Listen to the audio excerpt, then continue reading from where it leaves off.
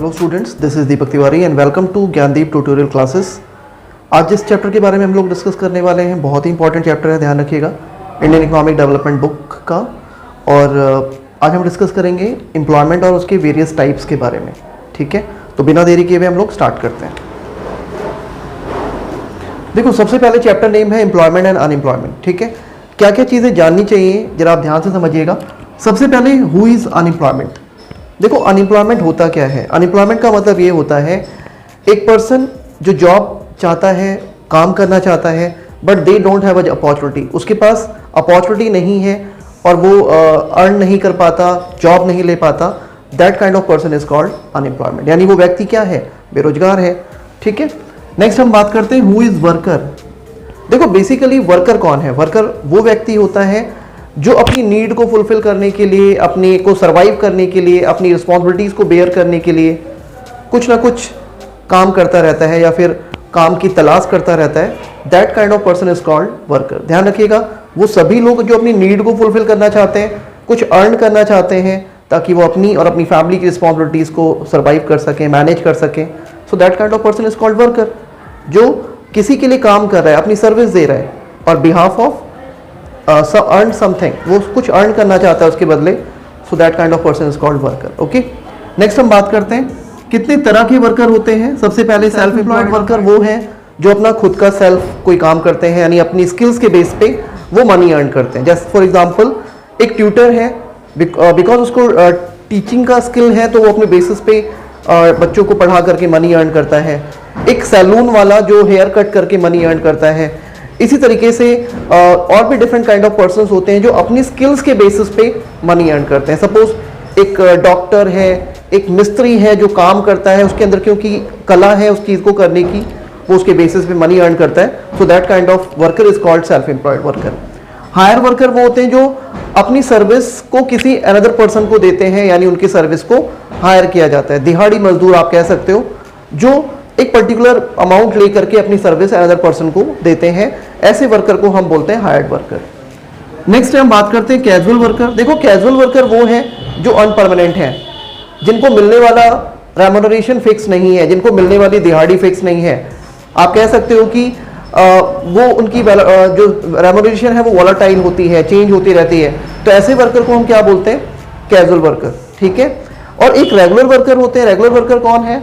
Regular worker are those worker जिनको मिलने वाला, जिनका वेजेस फिक्स होता है, जो परमानेंट नेचर की जॉब करते हैं, उनको सम अदर बेनिफिट्स भी मिलते हैं, लाइक इंसेंटिव्स वगैरह जो भी है, अदर बेनिफिट्स, सोशल बेनिफिट्स भी दिए जाते हैं। तो ऐसे वर्कर को हम क्या बोलते हैं?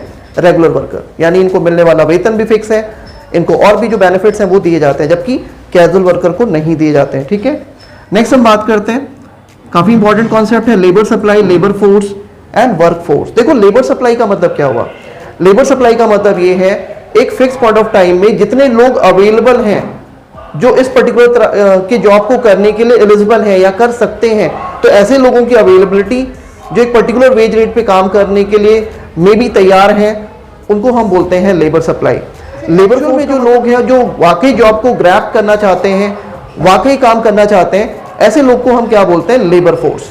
ठीक है, और वर्क फोर्स क्या होता है? वर्क फोर्स तो वो लोगों का फोर्स है, उतने लोगों की स्ट्रेंथ है जो एक्चुअल में काम कर रहे हैं। ठीक है, तो आप एक बार फिर से समझ लीजिए, लेबर सप्लाई का मतलब ऐसे लोगों की स्ट्रेंथ जो एक पर्टिकुलर वेज रेट पे काम करने के इच्छुक हैं। लेबर फोर्स का मतलब ये हुआ जितने जितने लोग उस जॉब को ग्रैब करते हैं, काम करना चाहते हैं, वो आपका लेबर फोर्स हो जाएगा। और work force are those force, यानी वो लोगों की स्ट्रेंथ जो एक्चुअल में उस जॉब को ग्रैब करते हैं और एक्चुअल में काम कर रहे हैं। ठीक है, नेक्स्ट हम बात करते हैं जॉबलेस ग्रोथ। जरा सोचो, आपने देखा होगा कि ग्रोथ का मतलब ये है कि जीडीपी का बढ़ना, लेकिन क्या जॉबलेस ग्रोथ के बारे में अभी आपने कभी सोचा? देखो, जॉबलेस ग्रोथ का मतलब ये हुआ कि बेसिकली इकोनॉमी की जीडीपी तो बढ़ रही है बट जॉब्स क्रिएट नहीं हो रही हैं। जैसे फॉर एग्जांपल आज आपने देखा होगा कि आजकल मॉडर्न टेक्नोलॉजी का दौर है, हो या छोटी कंपनियां हो, वो अब्रॉड से मशीनरीज और टेक्नोलॉजी को हायर करती हैं।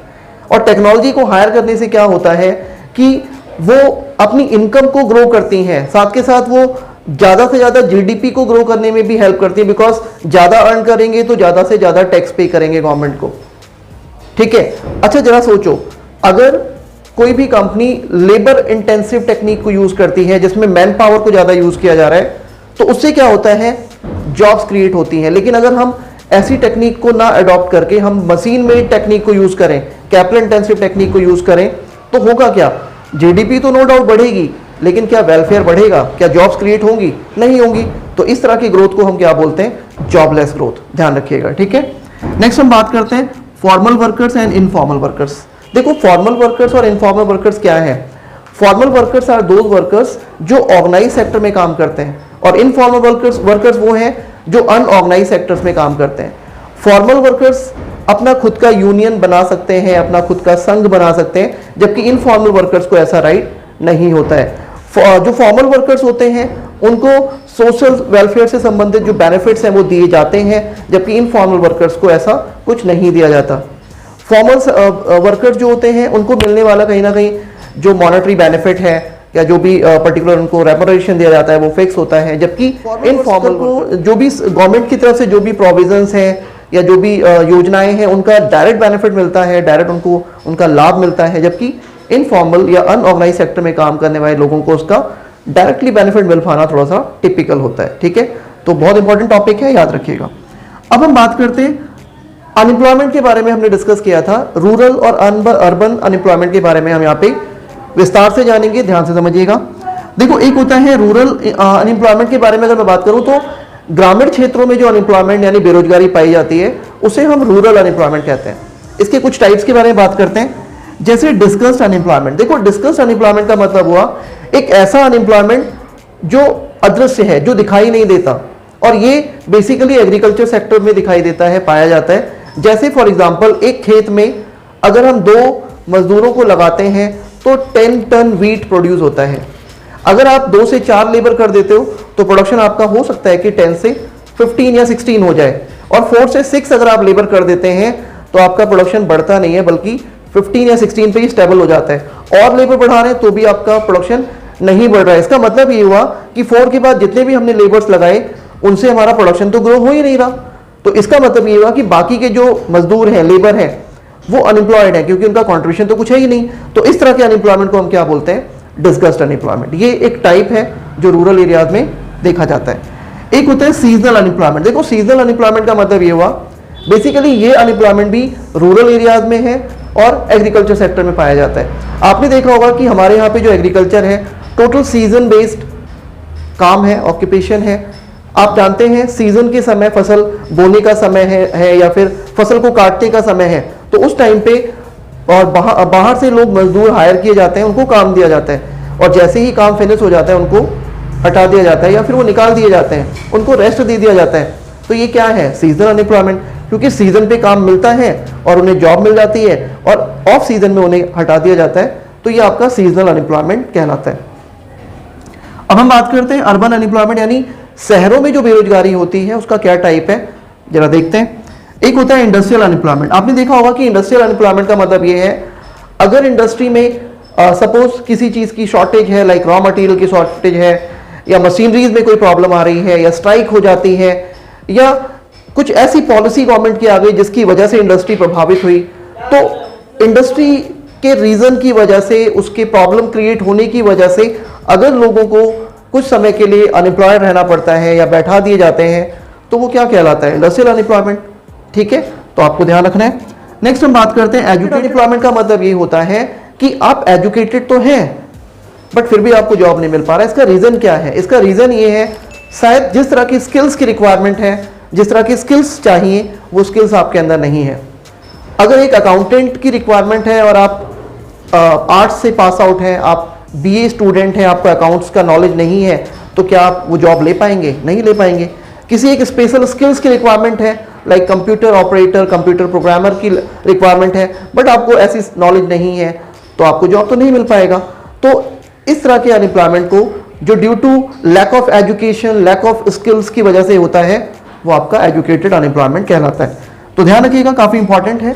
आगे हम बात करते हैं कुछ अदर टॉपिक, जैसे some other types of rural and urban unemployment. देखो आपने देखा होगा कि रूरल एरियाज में और अर्बन एरियाज में कुछ और भी टाइप ऑफ अनएम्प्लॉयमेंट होते हैं जो आपको जानना चाहिए, वो हम देखते हैं। सबसे पहले ओपन अनएम्प्लॉयमेंट। देखो ओपन अनएम्प्लॉयमेंट क्या है, इसको हम खुली बेरोजगारी कहते हैं। ओपन एम्प्लॉयमेंट का मतलब ये होता है कि जो पर्सन है वो करंट वेज रेट पे काम तो करना चाहता है, वो चाहता है कि उसे जॉब मिले, बट उसे जॉब नहीं मिल पाती है।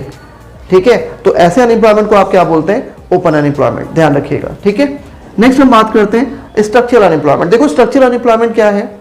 स्ट्रक्चरल अनएम्प्लॉयमेंट, ध्यान रखिएगा, इंडस्ट्रीज या जो भी ऑर्गेनाइजेशन है उसके लॉन्ग टर्म मतलब फॉल होने की वजह से या कह सकते हैं कि एक ऐसा अनएम्प्लॉयमेंट जिसका रिस्पॉन्सिबल कौन है? इंडस्ट्री, और उनकी वजह से अगर लोग अनएम्प्लॉयड होते हैं तो आपका स्ट्रक्चरल अनएम्प्लॉयमेंट होता है। कैसे, जरा समझते हैं। मान लो कि कोई कंपनी है, वो अपने स्ट्रक्चर में परिवर्तन लेकर आ रही है, उन्होंने नई टेक्नोलॉजी को अडॉप्ट कर लिया जो मशीन मेड है, तो क्या जो वर्कर्स हैं क्या वो इमीडिएट मशीनरी या उस टेक्नोलॉजी को अडॉप्ट कर पाएंगे? क्या वो सीख पाएंगे? क्या उनके अंदर वो क्वालिटी या वो एफिशिएंसी आ पाएगी? इमीडिएट नहीं आ पाएगी, तो उनकी कार्य क्षमता थोड़ी सी कम होगी और धीरे धीरे वो ग्रो होगी। तो आपने देखा कि ये एक अनएम्प्लॉयमेंट का टाइप है जो कि आपका स्ट्रक्चरल अनएम्प्लॉयमेंट कहलाता है। एक और रीजन लेते हैं। मान लो कि अगर आप कह सकते हैं कि अगर कंपनी ने अपनी टेक्नोलॉजी चेंज किया तो उनको अपनी स्किल्स को बढ़ाने में समय लग रहा है। ठीक है, और या फिर आप कह सकते हो कि due to any kind of policy अगर लोग स्ट्राइक कर देते हैं, जो मजदूर हैं उनको वो अडॉप्ट नहीं करना है पॉलिसी, और वो लोग जॉब से निकाल दिए जाते हैं, उनको काम से बैठा दिया जाता है। तो ये सब क्या है? Structural unemployment. मशीनरी का टूट फूट हो जाना, पावर कट हो जाना, या फिर कोई भी ऐसी प्रॉब्लम आ जाना ऑर्गेनाइजेशन में जिसकी वजह से काम नहीं हो पा रहा है और लोग बैठा दिए जाते हैं, निकाल दिए जाते हैं, तो ये आपका स्ट्रक्चरल अनएम्प्लॉयमेंट कहलाता है। नेक्स्ट हम बात करते हैं फ्रिक्शनल अनएम्प्लॉयमेंट। अनएम्प्लॉयमेंट का मतलब ये होता है, बेसिकली होता क्या है, कई बार लोगों को ये अवेयरनेस ही नहीं होती या लैक ऑफ अवेयरनेस की वजह से कि उन्हें अगर उन्होंने ग्रेजुएशन किया तो उन्हें किस फील्ड में जॉब मिलेगा, उसकी वजह से वो लोग अनएम्प्लॉयड रहते हैं। कई बार ऐसा भी होता है कि कई लोगों की मेंटालिटी होती है जॉब बदलना, एक जॉब से दूसरी जॉब से किसी थर्ड जॉब। क्या इमीडिएट जॉब मिल पाती है? नहीं मिल पाती। सम टाइम उन्हें बेरोजगार रहना पड़ता है। तो ये भी एक फ्रिक्शनल अनएम्प्लॉयमेंट का एग्जांपल है। पावर कट हो जाना, मशीन में डैमेजेस हो जाना, रॉ मटेरियल कम पड़ जाना, इसकी वजह से भी लोग अनएम्प्लॉयड होते हैं। तो ये आपका फ्रिक्शनल अनएम्प्लॉयमेंट कहलाता है। ठीक है, अब हम बात करते हैं अंडर एम्प्लॉयमेंट, अंडर अनएम्प्लॉयमेंट। देखो अंडर अनएम्प्लॉयमेंट का मतलब क्या हुआ? अंडर एम्प्लॉयमेंट का मतलब ये है कि लोग बेरोजगार तो हैं लेकिन उन्हें रोजगार सिर्फ थोड़े ही समय के लिए मिल पाता है, यानी थोड़े समय के लिए उन्हें रोजगार मिला और बाकी समय वो अनएम्प्लॉयड हो गए। तो इसे आप क्या बोलेंगे? Under unemployment. या फिर एक और रीजन देखते हैं, अगर किसी भी व्यक्ति को, किसी पर्सन को उसके कैपेबिलिटी के अकॉर्डिंग अगर जॉब ना मिल पाए तो वो अंडर अनएम्प्लॉयमेंट कहलाता है। जैसे फॉर एग्जांपल एक पर्सन है जो कि एमए है या एमकॉम है, बट वो किसी एज अ सिक्योरिटी की जॉब कर रहे हैं, गार्ड की जॉब कर रहे हैं, तो क्या वो स्किल्स के अकॉर्डिंग या जो उनकी मतलब क्वालिफिकेशन है, क्या वो उनकी जॉब उनको मैच करती है? नहीं करती। तो ये क्या है? Under unemployment. ठीक है, नेक्स्ट हम बात करते हैं साइक्लिक अनएम्प्लॉयमेंट। देखो साइक्लिक अनएम्प्लॉयमेंट का मतलब क्या होता है? इसे आप चक्रीय बेरोजगारी भी कह सकते हैं। जरा सोचिए, बताइए, क्या इकोनॉमी में हमेशा एक जैसी सिचुएशन रहती है? नहीं रहती। हमारी जो इकोनॉमी है सम टाइम वो फ्लैट होती है, फिर धीरे धीरे वो ग्रो करना स्टार्ट करती है, फिर बूम की सिचुएशन में आती है, फिर अगेन डाउनफॉल, फिर रिसेशन। तो आप कह सकते हैं कि हमारी इकोनॉमी सर्कुलेट होती रहती है, एक चक्र लगाती रहती है। ठीक है, तो कहते हैं कि साइक्लिक सिचुएशन की वजह से जब रिसेशन है तो लोगों को जॉब से निकाल दिया जाता है, और जब दोबारा से रिकवरी होती है, बूम की सिचुएशन आती है, तो नए लोगों को हायर किया जाता है। पीक मोमेंट पे भी वो हायर किए जाते हैं, उसके बाद दोबारा डाउनफॉल होना स्टार्ट होता है और लोगों को जॉब से फायर कर दिया जाता है। तो ध्यान रखिएगा, ड्यू टू साइक्लिक सिचुएशन, क्योंकि इकोनॉमी में सिचुएशन बदल रही है, एक जैसी सिचुएशन नहीं है, तो इस वजह से अगर लोग अनएम्प्लॉयड हैं या उनको जॉब से निकाल दिया जाता है तो वो सिचुएशन कहलाती है साइक्लिक अनएम्प्लॉयमेंट। तो ध्यान रखिएगा, हमने काफी इंपॉर्टेंट कॉन्सेप्ट्स को डिस्कस किया। अभी ये चैप्टर फिनिश नहीं हुआ है, सम मोर टॉपिक्स हम लोग नेक्स्ट वीडियो में डिस्कस करेंगे। तब तक आप इसे फटाफट नोट कर लीजिए। अगर कोई टॉपिक अगर आपको नहीं समझ में आता है तो डेफिनेटली आप कमेंट करें और हमें बताएं, हम उसका आपको आंसर देंगे। और अगर आपको ये वीडियो पसंद आई है तो आप लाइक करें, फर्स्ट टाइम है चैनल पे तो सब्सक्राइब करें और लोगों को भी रिकमेंड करें ताकि इस तरह के वैल्यूएबल कंटेंट को ग्रैब कर सकें। और आज के लिए इतना ही। Thank you very much.